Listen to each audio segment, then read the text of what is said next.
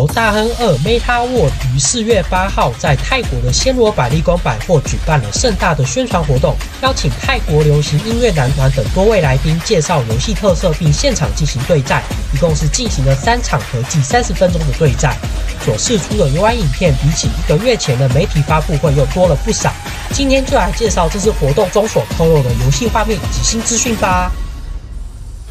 那在来宾们各自就位后，并没有就直接开始对战吼，而是先到了服装的页面，让来宾们挑选搭配。可以看到这些服装的种类真的相当多元，有发型、衣服、帽子、鞋子等等的选项供自由搭配，也可以选择有 set 字样的服装，就直接是一整套的套装这样。另外在创建角色的时候，也可以去设定角色的体型、肤色、眼睛等特征，让大家都可以为自己在游戏中的化身打造独一无二的人物。而在换完装后，就来到了主页面。这个 UI 设计跟1月所释出的画面又不太一样，按钮的造型变得比较柔和一些。那右下角就是可以进入游戏的2大核心玩法 Meta World 以及大富翁。这边来宾其实是有点进去 Meta World 的，不过却发现里面除了地标以外，其他的地都是空的，没有建筑，可能是官方把之前的测试资料都删除了，所以后面游戏都是以大富翁为主。如果想要看 Meta World 的游戏画面，可以参考我之前的介绍的影片。那在开始对战前，很重要的一点就是设定自己的牌组。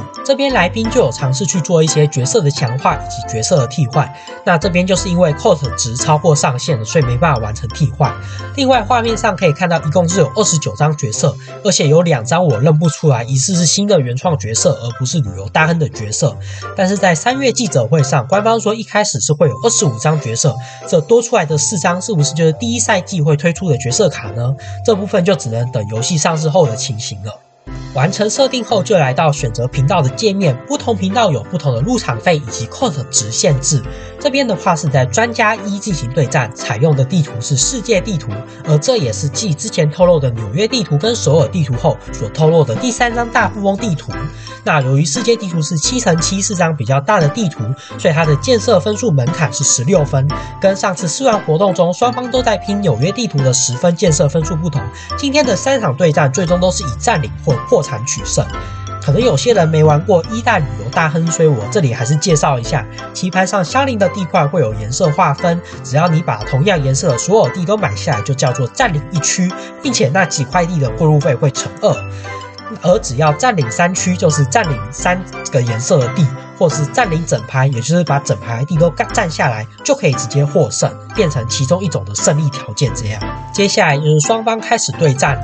由于游戏是采用骰子卡的方式，按照卡片上的数字点数进行移动，为了让观众更清楚看到来宾使用骰子卡的过程，所以荧幕上双方的视角会一直切来切去轮到谁骰就切到谁。但我们也从中发现，旅游大亨2有一个蛮特别的设定，就是在显示上看自己一定是蓝方，对手一定是红方。当然画面上是因为切视角导致颜色换来换去，看起来很混乱。不过如果自己玩的时候就很清楚了，只要记自己是蓝方，对手是红方就好。不然像以前有些时候玩久了，真的会忘记自己是哪个颜色，搞错对手跟自己的地之类的，所以这个设定算是要特别提醒大家的一点。而后面的对战过程，相信大家对大富翁玩法都很熟悉了，我在之前影片也有介绍过，所以这里我就主要会以技能效果有新的资讯的部分来做介绍。首先来看角落地块的部分，由于上次试玩影片中几乎都没有踩到，这边就来跟大家做更详细的介绍。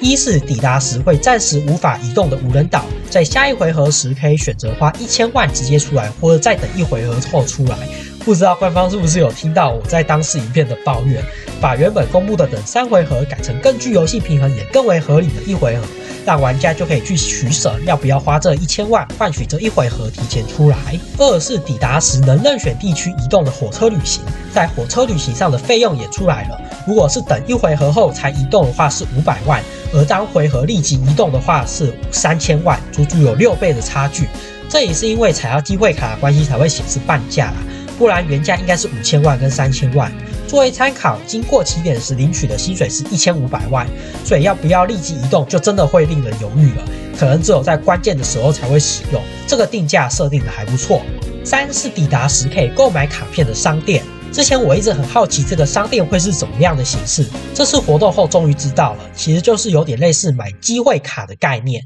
抵达时，系统会随机跳出4张机会卡，可以花钱购买1张或是选择放弃。第一张是涨价卡，会让自己当下所有地区过路费乘2。第二张是抢夺卡，可以选择对手任意一块地标以外的建筑，把它强制转让给我。第3张是建设卡，可以选择全场任意一块空地或我的地区进行建设。第4张是 Double 卡，购买后会直接获得1张数字随机，但必定是 Double， 也就是2颗点数一样，能再撒1次的骰子卡。以上这4张是在影片中有明确呈现用途的机会卡，不过还有几张是还不清楚确切效果的，只能看图说故事。比如这张我猜可能是可以选1张骰子卡获得，以及这张 All Upgrade， 我猜可能是指定一排的建筑升级成地标吧。那这些卡有些是只能从商店买到，有些在地图的机会卡格也能够抽得到这样。商店结合了原先旅游大亨机会卡效果和 Rich Worlds 城市中心的一些特性，为游戏带来更丰富的变化。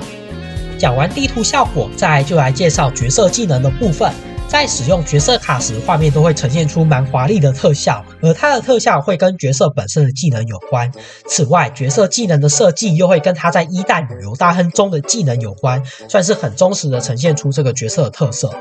除了记者会上所透露的苏菲、费特等角色，以及上次试玩活动展示的莱昂纳多，这次活动中还呈现了不少角色的技能，让我们大开眼界。第一张是怪盗幻影，他的技能是可以选择1块地放置肥皂泡泡，如果踩到自己的泡泡时不会有事，但如果是对手踩到的话就会被束缚住，需要再撒1次才会原地解除束缚。在1代中，这是一个破产性质的技能，把泡泡放在自己的地标，对手踩到的话就得付2次的过路费。2代比较特别的是，泡泡可以任选全地区放置，不再仅限于自己的地，可能可以放在机场干扰对手之类，可以在观察跟测试泡泡技能的应用。不过目前游戏似乎有个 bug， 这边对手踩到泡泡付了第1次过路费后，照理来说再次掷骰时应该要被卡在原地，再付1次钱才会解除束缚。但是这里对手回合开始时，泡泡就自己解除束缚了，掷骰时也变成是正常移动。希望这个 bug 游戏上市后能被修复。第2张是童话小红帽，它的技能是依据轮盘数字抢夺对手游戏币，金额会随着频道不同变更，这里是抢1000万、2000万或3000万。要特别小心的是，这个抢夺技能是有可能把对手抢到破产的哦。也是跟没玩过旅游大亨的人说明一下，如果踩到对手地标付不出过路费，或是被抢然后付不出钱的话，可以选择卖掉自己的房子，或者是花费金币选择贷款。贷款的话，系统就会帮你出剩下的那些游戏币，然后自己持有的游戏币归零。贷款整场游戏中只能使用1次，如果用完后又再次付不出钱，就是直接破产了。第3张是冰雪公主艾斯特，她的技能是可以选择1块地设置冰板，踩到冰板的时候人物会滑倒，然后强制推进到后一格。这个就跟1代旅游大亨中极冻时代地图的地块共结效果是一样的，那它的应用就很多元了。比如你可以借此封印对手的地标，让他强制滑到下一格是自己的地标。或者假设我现在只要骰到7就能占领获胜了，但是我手上只有6的骰子卡，那我就可以利用艾斯特的技能把6那一格设成冰板，然后骰过去滑到7买地，所以算是一个蛮不错的技能。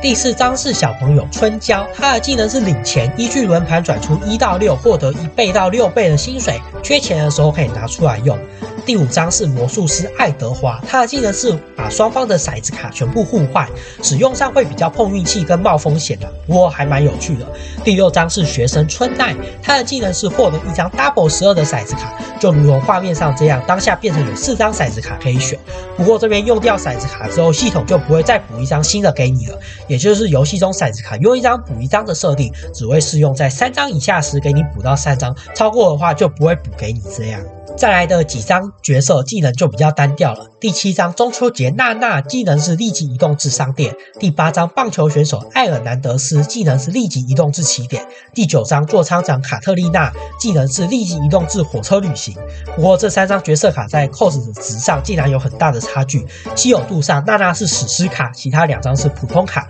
毕竟商店的那些道具卡效果比较厉害，所以这也是能理解的。这边也再补充一下，艾尔南德斯这张角色大家可能没有听过，会以为他是2代的原创角色，但他其实是旅游大亨从电脑版就存在的元老角色哦。后来手机版他应该要是起始的 C 卡角色之一，但因为台湾有赖代理角色的关系，官方把艾尔南德斯跟崔贝达这2张角色替换成了熊大跟兔兔，所以大家对他们才会感到很陌生。这2张角色都有在2代中以重新绘制的全新画风面貌登场，大家可以重新认识一下这2位角色。那以上就是这次活动中有呈现出的角色卡了，虽然介绍了很多，不过还有10几张角色卡的技能都还是没有透露的，包含说这张赛佛，它的泰文翻译我自己看不懂。那也期待游戏上市后再慢慢探索游戏内其他角色的技能啦。旅游大亨2借由骰子卡和角色卡的搭配，带来更具策略性的游戏体验。比如在画面上这个情境中，自己左上角已经听牌，差1块地就能够占领整排获胜了。大家可以思考一下，如果是你的话，这一步会怎么骰？